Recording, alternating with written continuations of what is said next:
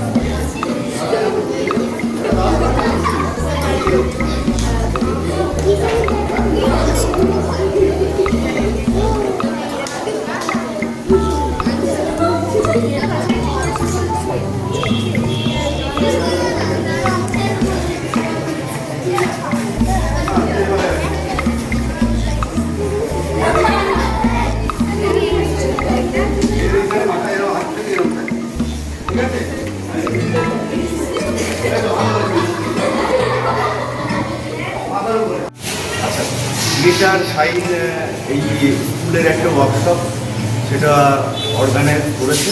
তো এবার যেটা ছিল একটা স্কুল, এখানে অনেকটা দূরেই এসেছি আমরা, তা মশাটের দিকে।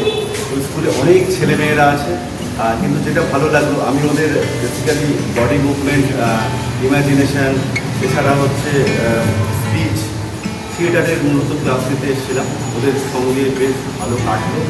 আর ওরা চাইছে, আমার এটা ভালো লাগলো যে থিয়েটার সাইড এত গ্রামের ভিতর না, এটা এইরকম জায়গায় এনারা পৌঁছতে পেরেছেন। তার সঙ্গে আমার সঙ্গে যোগাযোগ করার ফলে আমিও পৌঁছে গেছি।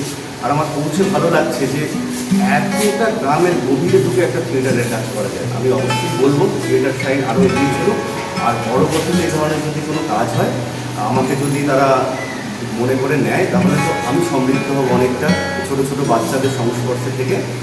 আর এই ওয়ার্কশপটা মূলত ছিল দুদিনে, সেখানে আমি যতটা শিখেছি তার থেকে অনেকটা বেশি শিখেছি। অসংখ্য ধন্যবাদ থিয়েটার সাইডকে।